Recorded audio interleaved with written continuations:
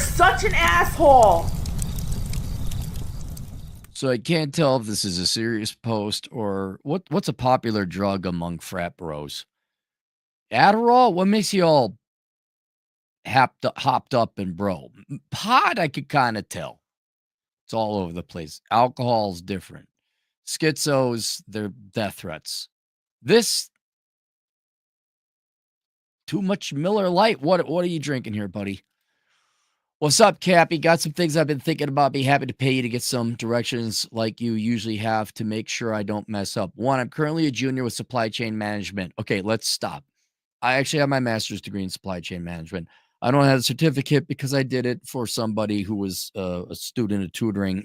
And that person basically just said, can you just do this for me and I'll pay you? I'm like, deal. Because there's no value to the degree. None. No, I'm sorry, supply chain management people. I have a master's degree and it's all fucking bullshit. It's bullshit. Now, supply chain management itself isn't bullshit, but the degree certainly is. You know, you want someone to work in supply chain? Why don't you train them? At some no-name university in Midwest. The only connections I have are my bros at the fraternity whenever it's kids my age in the same trenches as me or the alumni. They're cool people, but it feels like I'm only getting friendships, not really any alliances that I could barter shoot with. Not even the basic jobs go to who you know, not what you do. Dude, fraternities, like in my day, one fraternity wanted me to pledge with them. Nice people, fun times, and not worth it. I don't think that fraternity bro thing is going to get you connections anymore. It really isn't. I mean, if you're getting social life out of it, cool. But you're not going to find a job through your bros. And the main reason is supply chain management is this shit. It's not the worst. I'd even say it's worse than finance, though, man. That's how bad it is. It's not like HR, or marketing, or general business, or heaven forbid you major in entrepreneurship. But is there a way you could switch to accounting, or just stop going to school until you find a degree choice that has a job at the end of it? I mean, you probably find a job, but this is going to be some hard going. Costs around $12,000 for all the expenses, including room and board. That's not bad for school. $12,000 a year, 40 grand total. That's not bad. It's not bad. I have strong guesses that all the entry-level jobs in supply chain management and other white-collar jobs are getting replaced in general because of AI, plus the ESG Nazis and DEI Karens are making it worse. Yeah, that might. It's less than what it used to be, but it's never going away. These people are permanently in just because they outlaw DEI or make it. That doesn't mean that behind closed doors, they're not going to hire Bipsy from her sorority or whatever. Again, if you had a stronger degree, this would be less of a problem. 2, I'm sensing rising authoritarianism from the centralized system of government, corporations, and institutions that will attempt to enforce a soft dictatorship, especially from UN Agenda 2030, which will most likely be enforced in large cities and attempt to enforce nationwide in America. If UN Agenda 2030 exists, how severe would you think it will be? I'm not answering that, and I told you I'm not answering a lot of these questions because I don't have the answers to them. And I'm not going to look up Agenda 2030. Let me guess. Agenda 2030 is more fucking people's money and centralized power to us. I wonder how correct I am at the fact that the US dollar is losing its value. It is losing its value. It's lost about 96% of its value the past 120 years. And it could be a nation ending big deal enough to wipe out this system's stronghold on the world and put millions of Americans in poverty that relied on the dollar. That is possible through inflation. If the US dollar goes away as the world's reserve currency, that would happen. Yes. So your concerns are legitimate. 3, I've begun to mitigate it all by working 68 hours a week between two jobs because I lack any cash to buy any real assets besides tool and free education from the internet with spare time. I know that I must stockpile and recruit or flee the country. Well, I still can because I suspect it will get 100 times worse if I'm correct. Like a full-on collapse that is slow and agonizing before America falls into barbarism that will kill me since I am raceless with no tribe. and I cannot trust the lovey-feely Christians to barter or shoot with me. I am thinking of going to Paraguay and starting a homestead once I'm able to learn how to farm and speak Spanish, then leave with the money I got from these 2 jobs. I save up and buy land, tools, seeds, construction, and cattle. I should get 20 to 40,000 if I quit college and work all year round by summer 2026. All right, so you're fucking insane. Stop doing whatever drugs you're doing. However, your fears are somewhat real, and yes, you might want to consider this, but this might be a ways away. You just went from me and my bros taking down beers, bro, over at the frat bro, Sigma rap bro, supply chain man, and now you're moving across the planet to raise cattle. Ironically, I'm not against you doing this. And the reason why is it has nothing to do with your plan. I think your plan is not, it's way ahead. Cross this dude, you're not even, I mean, with your 60, 80 hours a week, you are supporting yourself. So that's good. Yeah, can you even drink? Are you even old enough to drink? And all right, dude, bro, I'm gonna leave the country, man. And do you have like some skills or trade yet? No, you don't. You haven't gotten out of college yet. So it's okay if you don't do this by summer 2026.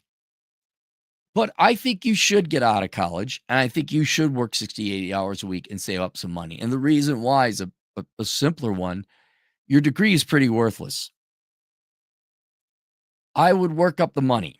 If you are worried about a collapsing US dollar and you really want to, you really want to go to Paraguay and start a homestead, let's stop first here. Hold on. Have you been to Paraguay? Have you? You haven't? Well, your first thing to do, probably not now because it's winter down there. Although I guess they're close enough to the ocean. I guess it's not as bad. I gotta imagine it's a more mild winter. But what you should do is probably go visit Paraguay first. Do you have a passport? Right? That's what I'm talking about. I like your idea of diversifying outside of the United States. I think there are even more compelling reasons to leave the United States, namely the people and the culture is pretty shit. And it's increasingly impossible to find a living wage job here. This is not a country we have. This is a economic zone we have. And absolutely none of our institutions give a shit about the people. None of them. Again, I'm not a Democrat. So I think it would be wise for you to get into traveling. I think it'd be wise for you to go and explore other places you might want to visit and possibly live in down the road. Paraguay, obviously, being the first one. And yes, I think you should work. You got your prereqs all out of the way. I think you should save up some money. I would pay attention to maybe what kind of skills you are good at better than others. I would recommend you look into accounting as a career because if you're in business, you already got your prereqs out of the way. And link below, I have a course. It doesn't teach you accounting, but it teaches you about how to get a career in accounting, predominantly how to get a remote and self-employed position as an accountant, which then allows you to work overseas with an American client base. That's the world's greatest accounting career. It's available on teachable.com. You can search it. But more important than that, I'm not saying you have to go into accounting. You'll stop wasting your time on this worthless degree. You're going to start making money. You'll learn more about yourself and what you should do. And I think then with the money, yes, you should fly down to Paraguay. Maybe you love it. Maybe you like it. Then you talk about buy land, tools, seeds, construction, and cattle. Whoa, buddy, do you know anything about farming or livestock? They're two separate things. I would start with a small 1 acre plot of land and watch Ryan. You know what? I better write this stuff down Ryan Steva. Look up his channel. I'll link to it below. World's greatest accounting career. I would not be attempting to become some land baron down there. Let's start with you just learning how to drill a well here. If your mom and dad are around, say, Mom, Dad, can I practice some, home farm stuff on the house? Can I try growing a garden? That type of thing. I'm thinking of going to Paraguay and starting a homestead once I'm able to learn how to farm and speak Spanish, then leave with the money I got from the 2 jobs I save up and buy land, seed, tools, construction, cat. Okay, dude, running a whole farm and that's cattle alone. Again, check out Ryan Steva. Can you live off an acre of land? Let's try that. That's a lot more feasible. And if you're an accountant or some other type of job or career that you could do remotely, or you become a tradesman. Now, of course, if you go down to Paraguay, they probably don't want you being a mechanic because you take the job away from a mechanic there. Unlike American corporations and liberal white women, like, oh my God, foreigners come here and take all of our men's jobs because I just want to be so popular. You have way too grandiose ambitions for what you're going to be able to accomplish by the summer of 2026. But aiming in that direction is a hell of a lot better than getting a degree with your supply chain management. And working up to save money is definitely going to put you in a lot better position. So the first thing, yes, work, save the money. I would get out of school. Don't enroll next year. You owe yourself a trip down to Paraguay. Absolutely. Check it out. And then locally, yeah, if you want to learn Spanish, I'm kind of curious why you're choosing Paraguay. Nothing wrong with that. Nothing wrong with you learning how to live off an acre of land. Absolutely not. But you're still going to need some kind of job to sustain you over there before you just start, hey, I'm American gringo farmer. Que pasa, amigos? Questions. I'm wondering how much of a favor I would be doing myself if I quit college and worked all year round. You'd be doing yourself a tremendous favor because your degree is worthless. I'm thinking that will be my winning move if I continue to work because there are no jobs in my college town since they keep getting given to immigrants. 2, I'm looking for any full-time farming or ranchy jobs I can find year-round. I'm wondering what states and locations are looking for workers, the most that can pay at least $14 an hour. Buddy, I don't know. Go on the internet and look it up. Farming, that would be Wisconsin, Minnesota, Kansas, Iowa, Nebraska, North Dakota, South Dakota is more ranching than it is farming. And just so you know, they're not going to teach you everything about farming. You'll be a ranch hand. Hey, go learn to dig posts and make fences. They're not going to teach you how to inseminate cows. This is why I think becoming a living off of 1 acre of land like Ryan Steva. Again, let me see if I can't find his channel.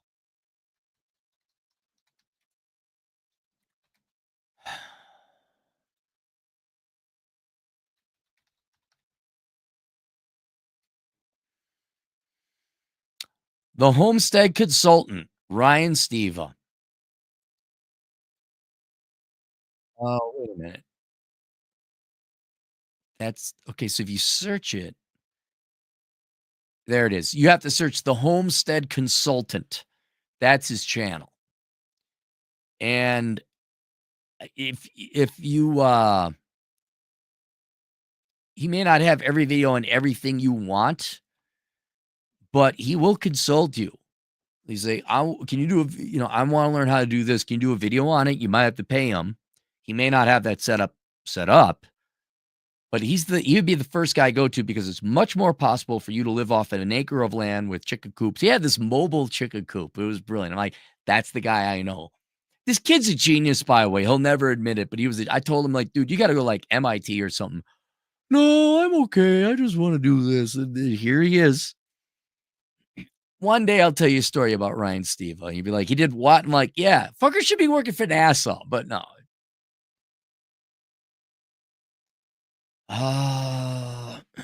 2 full-time. So, yeah, I don't know if you should work full-time farming or ranching. Uh, States and locations, well, you're gonna have to pay for lodging. I'd find something local where you can live at home, save your money. 3, I'm going to flee the country while I still can. You can flee the country pretty much. They're not gonna lock it down. Famous last words. The rural Michigan plan is my backup in case I'm stuck. I'm wondering how many years I have left to flee America. I don't know. I don't know. Until all the borders start shutting down for normal folk or immigration heavily trafficked, or is there no reliable air or water transportation? All right, if you're that worried about it, now you're entering the realm of you need another passport, and that would be Andrew Henderson's background or Andrew at Legal Mindsets world. And just keep an eye on politics, and if you have enough money to leave. I think if I'm being serious, the US will be okay if white men leave. They'll be perfectly fine. Um, if they lock it down, yeah, then it's war. Simple it is. Like, no, I want to leave. No, you can't. Okay, well, it's gonna be like this now, is it? Um, but you don't. I wouldn't worry about it because you have nowhere to go, right? Nowhere to go yet. Another bridge you have yet to cross. You got to get there to cross it first. That's 10 years out. But yeah, you will be wasting 2 more years of your time and therefore be 2 years more delayed getting into position where you have property overseas and you can live off of it and you got a skill that you could do remotely and you can leave the country if you want. I would not worry about number 3. Even, Russia, I think you can leave unless you're a guy and then they're drafting you. The most socialist, cucky Western countries will allow you to leave. I mean, it's like North Korea, maybe Libya. There's very few countries in the West that will prevent you from leaving. Thank you for any tactics and alignments you can give me. Yeah. So there you go. That's what I would do. I would work 2 jobs, save up the money. Travel. Your main thing is going to be reconnaissance. Do you really want to live in Paraguay? Spend a good week down there. I don't like this. All right, try Costa Rica. Try Uruguay. Get some boots on the ground. That and expect that to be like a multi-year process. If you could figure out where you want to live by the time you would have graduated from college, you will be ahead of the game. Because then you at least know you can start budgeting. You could start the visa application process or whatever it is, or a touring visa process, or an investor visa, whichever country you decide. And then maybe you go to school for accounting, and then you learn a skill online, and you do accounting remotely, and then you're going down to Paraguay, and you followed Ryan. You become an acolyte of Ryan Steva, and you can raise chickens and grow some crops at your local homestead, and you learn the local customs and you get the accent just down right, and you celebrate. I think Paraguay is the country that took on Argentina and Brazil. It was a why. I think Paraguay's though they had a crazy leader at one time. You celebrate crazy Paraguayan days, right? Whatever the big celebration is down there. And then, yeah. And then hopefully you have a happy life down there. But yeah, getting out of supply chain management would be the first step. Super chats. Faithful Sock, $5. How do you think the U.S. would look after a collapse? It would be balkanized. There would be a lot of people killing each other. Like if there's no law, a lot of people with a lot of guns hate a lot of other people. And it's going to, and dude, and forget that. Without infrastructure, clean water, electricity, power, first winter is going to wipe out a shit ton of people. Without any cops, you're going to have a bunch of infighting in cities, not even major metros, just the city you're going to have.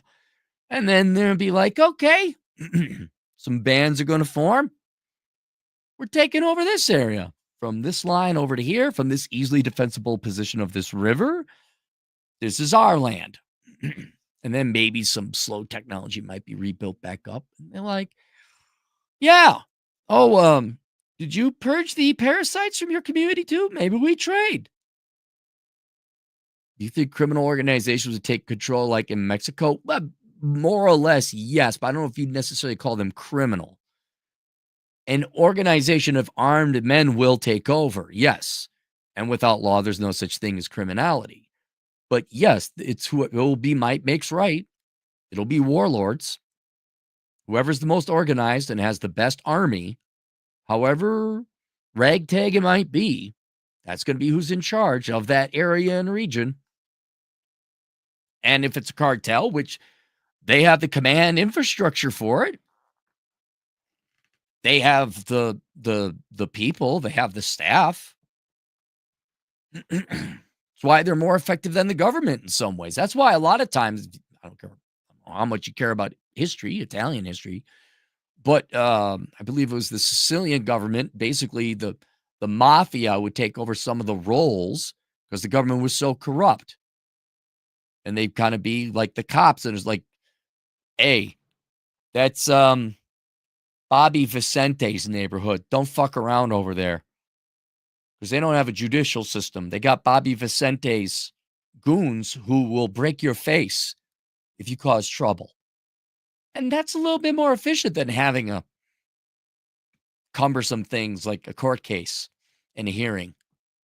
Right? Bobby's goons just break your legs. I bet you there's no crime over in Bobby Vicente's neighborhood. Paul Smith, $5. Cappy, have you ever hooked up with a black girl? If so, how fat? No, I did date a black girl once. I wasn't anything. I went on 2 dates. Gal in Chicago. Her name was Kim. And she was cute. She was thin. And nothing came of it because I moved out of Chicago by that time. But nice gal. I remember she was on the south side of Comiskey Park. Picked her up. Pringles cans with veins, $5. Most Latin American countries give you citizenship when you buy enough land. In America, they still think man bad. Yeah, if Latin American countries would give you citizenship if you buy enough land, okay, cool. I'll go. Oh, and Pringles, I'm sorry, I forgot your super chat there. You mentioned in regards to the previous video about the women in medicine essay. And of course, it was, oh my God, it's so horrible working hard. And that's why I decided to help out illegals and blah, blah, blah. You were understandably upset, saying if she didn't go to medical school, that could have gone to a man or another woman, I'm going to point out, who would have worked full time. You're right. You're right. There should be some shame there. Now, she paid for medical school, I presume. And I'm going to assume she paid back her student loan debts because we didn't hear anything about that. So she did pay for it. But you're right. I don't know why we're trading part-time doctors, part-time teachers, part-time pilots, part-time military. Oops, we're going to war. I'm Prager's. We as a community have a right to ask that. And could you please stop helping illegal immigrants? Could you help out the people who are already here? So your super chat was heard. Pringles again. Colombia and Peru were great, hot, speak English well enough, and all can cook. I've heard nothing but good things about Colombia. And I have an agent in the field who's in Ecuador, and he found a woman, and they're getting married. He's having a good time. He's in swimming competitions down there. I know another buddy of mine. I go hiking with him. He met his wife down in Colombia as well. I think they're married now. They're definitely engaged. Imagine that. Hot, speak English, and cook. Wow. Pringles, you're a brother. My friend, he's a brother too. The brothers like Colombia. I mean, don't be stupid because 8 of them got murdered down there the other year. But the black men I know, they highly recommend Colombia. So maybe you go, well, maybe you already were down there and that's why you're recommending it. All right, there you guys go. Questions, answers, Asshole Consulting. Link below. Bachelor Pad Economics. That's something that you should read to get your financial shit together. Zero World Problems. Although I think this guy got, ironically, in his grandiosity, he does have actually pretty good focus. And I will also link to Ryan Stevens' channel, The Homestead Consultant. And then I also add the link, The World's Greatest Accounting Career, for those of you who are interested in getting a remote and self-employed career. See you guys later, Toodles.